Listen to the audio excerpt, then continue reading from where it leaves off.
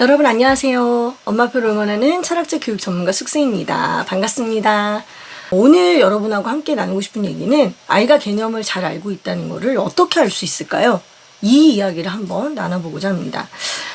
여러분 일단 먼저 개념이란 무엇인가 그거부터 우리가 좀 생각해보고 넘어가야 될 것 같아요.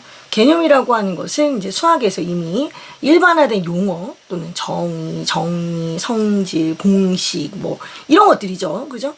그런데 여기서 이제 우리가 잊어서 안 되는 그런 것들이 있는데 그게 뭐냐면 마치 포도나무가 있어야 포도가 있듯이 이 개념들은 하나하나의 포도잖아요. 그죠? 얘네들을 연결하는 것이 필요합니다. 연결해. 개념의 실체를 우리가 알아야 돼요. 개념의 실체를. 수학이라고 하는 그 학문은 원래 이제 기호로 또는 문자로 이렇게 표현되는 학문이고 엄청나게 추상적이잖아요. 그러다 보니까 아이들이 개념을 통해서만 어떤 그 개념의 실체를 알아가는 거. 이것은 불가능한 일이에요. 왜냐하면 그런 방식을 우리가 연역적 방식이라고 합니다. 개념을 통해서 다른 곳들의 이런 상황에 적용해 보는 거. 이것들이 이제 연역적인 방식이라고 얘기를 하는데 초등 아이들 같은 경우에 발달 단계상 그 어떤 전체를 통해서 추론으로 이걸 끌어낸다? 불가능하죠, 이거는. 그죠? 그 개념만으로는 수학을 할 수가 없다. 우리가 이렇게 얘기할 수 있겠습니다. 이것은 어디까지나 초등학교 아이들 얘기라는 걸 명심해 주세요, 여러분. 그럼 초등학교에서는 어떻게 아이들에게 수학을 지도하는지 우리가 이제 그걸 한번 좀 살펴봅시다. 제가 참고한 책이 열흘 만에 끝나는 이제 초등수학이라는 책이에요. 여러분 책 안에를 보면은 책 안에 이렇게 도식화되어 있는 것들이 굉장히 잘 되어 있어요. 그래서 그거를 한번 여러분한테 보여드릴게요. 여기 보면 초등수학 3단계 지도법이라는 게 있습니다. 1단계는 현실 맥락. 이게 이제 제가 항상 얘기하는 뭐 실생활, 경험 뭐 이걸 얘기하는 거예요, 여러분. 진짜 이제 현상에 나와 있는 것들을 얘기하는 거죠. 2단계는 시각적 모델이라고 하는 거예요. 2단계는 시각적 모델. 이런 거예요. 사과는 현실 맥락이죠. 근데 사과를 내가 동그라미로 그림 그렸어. 이게 이제 시각적 모델이 되는 거예요. 그죠? 뭐, 3개씩 네묶음 막 이랬는데 내가 그 3개씩 네묶음을 사과를 일일이 다 그리지 않고 수직선으로 3개 이렇게 내가 그림을 그렸어. 이게 이제 시각적 모델이 되는 거예요. 아시겠죠, 여러분?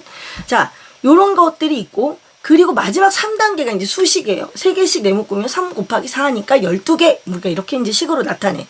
이런 것들을 우리가 이제 3단계라고 얘기하는 거예요. 현실 맥락, 그리고 이제 시각적 모델, 그리고 수식. 이 과정에서 일어나는 일들이 뭐냐면 시각화, 그리고 수식화.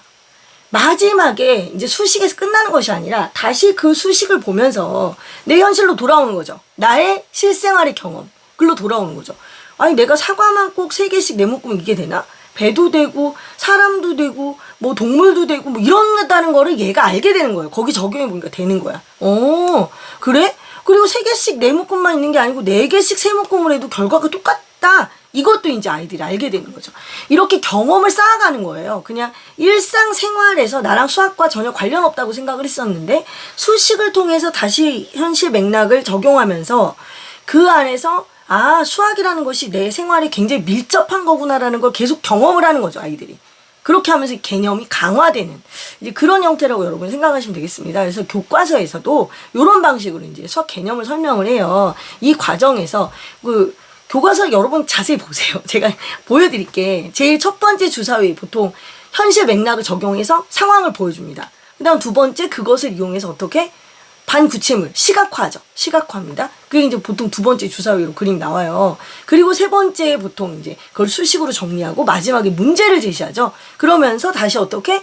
내가 그것을 적용할 수 있는지를 확인해 보는 건데 이때 이걸 현실 상황으로 다시 적용한다. 이렇게 생각하시면 되는 거예요. 자, 어쨌든 이제 이것들이 아이들이 어떤 개념을 알고 또 실생활을 보는 것이 아니라 어떻게 보면 그런 경험들을 쌓아서 이게 사과에서도 되고 사람도 되고 동물원도 되고 뭐 여러 가지 것들이 되는 거구나 이런 경험들을 쌓아 나가는 거죠. 그죠? 그러면 이제 더하기라고 하는 것은 어떤 것이 있고 그 안에 뭔가가 들어와서 얘가 더 많아지는 거. 우리가 이것을 더하기라고 하는구나 라는 것을 아이들이 자연스럽게 체득하게 되는 거예요. 네. 네, 이런 것들을 이제 이렇게 해서 우리가 일반화된 개념을 향해서 가는 거거든요, 아이들이. 이제 우리가 여기에서 이제 연마표가 도움을 줄 수 있는 거는 아이들의 경험을 그 어떤 수학적인 예로 보여줄 수 있느냐. 일상생활 속에서 만나는 현상들이 굉장히 많은데 그 현상들을 가지고 내가 백판이라던가 또는 수막대 또는 수직선 또는 모는 종이 이런 것들을 옮겨보는 거죠. 단순화해서 이 작업이 시각화 작업이에요. 네. 그걸 아이들에게 보여주면서, 야, 이걸 가지고 우리가 찾아낼 수 있는 규칙이 뭐가 있을까? 그리고 이걸 가지고 우리가 만들어낸 거, 우리가 지금 활동하고 있는 이 말들, 이걸 수식으로 바꾸면 이렇게 할 수 있어라고 얘한테 알려줬을 때, 그러면 그 수식을 아이가 찾아내면 너무나 땡큐겠지만 못 찾아냈을 경우에 알려줄 수 있겠잖아요. 그럼 그렇게 했을 때 그것을 다른 경우에도 또 적용해 볼 수 있는 거. 그때 또 수백 판을 가져가서 해볼 수 있는 거. 이런 활동들이 쌓이고 쌓이면 나중에 아이들이 어떻게 되냐면 1번 문제를 푼단 말이에요. 문제집에 문제를 풀 때 문제를 풀면서 자동으로 어떻게 돼? 수직선을 그려봐야겠군. 아니면 동그라미로 이걸 해봐야겠군. 문제 상황을 정리할 수 있게 돼요. 그럼 그렇게 정리가 되면 식이 나오는 거죠. 여러분 아시겠죠? 풀이 과정이라는 건 사실 그런 거거든요. 어쨌든 아이들이 이런 과정을 거치는 모습을 보면서 우리가 이 아이가 개념을 제대로 알고 있구나 라는 걸 이제 확인할 수가 있는 거죠, 여러분. 또 다른 걸로는 이런 방법도 있어요. 이제 아이가 그림을 그리지 않아. 아이가 문제를 보면서도 별로 그림을 그리지 않는다.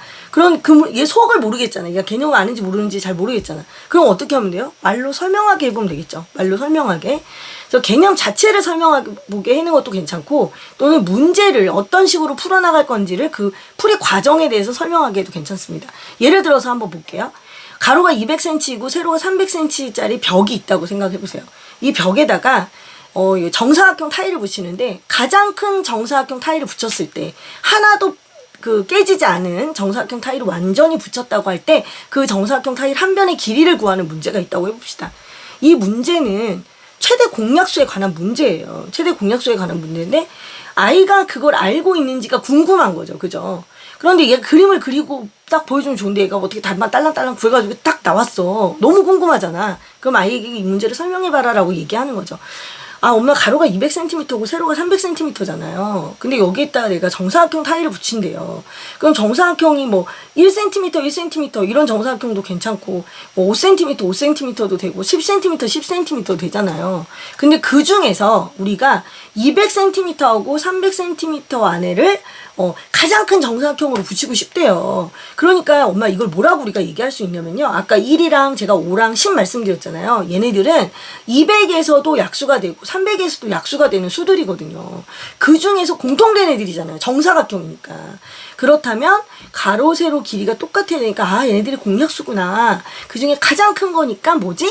최대 공약수를 찾는 거구나. 난 그렇게 생각해서 엄마 200에 300이 최대 공약수 바로 구한 거예요. 얘가 이렇게 딱 말했어. 얘는 개념을 완벽하게 알고 있는 거죠. 여러분 이렇게 생각하시면 되는 겁니다. 이 친구가 개념을 잘 알고 있는지를 확인하고 싶다면. 이해 가시죠, 여러분? 자, 이런 문제들을 우리가 실생활에서 아이가 직접 만날 수 있거나 또는 엄마가 이렇게 문제들을 매번 만들어낼 수 있다면 정말 정말 좋은데, 아이가 1학년이나 2학년일 때 배우는 내용들은 엄마가 쉽게 그런 것들을 만들어내기도 쉽고 또 찾아내기도 쉽고 아이가 생각해내기도 그렇게 어렵지 않아요.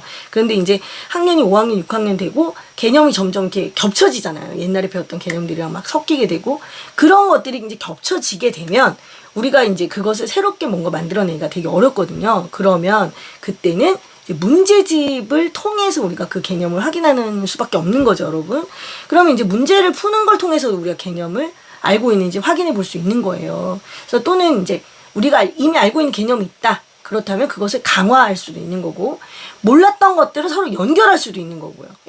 연결 관계가 있다고 생각 못 했는데 그것들을 연결할 수도 있는 거고. 자, 이런 다양한 방법들이 있는 거죠. 자, 우리가 이제 문제집이라는 걸 풀 때도 그래요.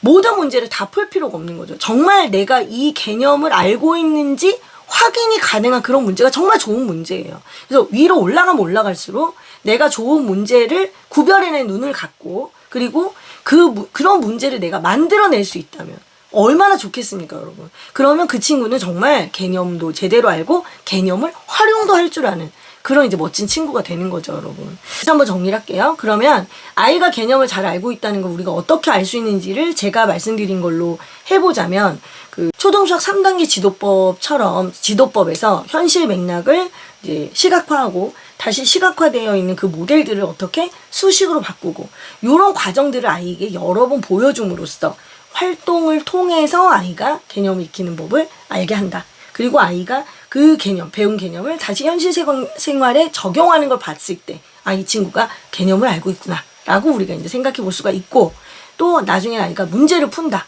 문제를 풀 때 그 문제라고 하는 것을 어떤 식으로 해석해 나가는가, 이걸 보면서도 아이가 개념을 알고 있는지를 확인할 수 있다, 이런 얘기죠. 문제 상황을 내가 그림으로 그려서 확인할 수도 있고, 또는 아이가 그림을 그리지 않는다면 그것을 말로 설명하는 걸 통해서 이 아이가 개념을 정확히 알고 있구나 라는 거를 이제 우리가 확인해 볼 수 있습니다. 자, 그런 과정들에 대한 예는 제가 여러분한테 이미 말씀을 드렸고, 여러분이 생각하는, 여러분은 다른 방법으로, 이 방법 말고 나는 다른 방법으로 아이가 개념을 알고 있는지 확인해요 라고 하는 방법이 있다면, 그런 게 있다면 여러분 같이 공유 한번 해주셨으면 좋겠어요. 엄마표를 하시는 분들에게 또 많은 힌트가 될 거라고 이제 저는 생각을 하게 됩니다. 자, 오늘 영상은 여기서 마무리하도록 하고요. 오늘 영상 마음에 드셨다면 구독과 좋아요 부탁드리겠습니다. 여러분, 다음 시간에 또 뵙겠습니다. 여러분, 안녕히 계세요.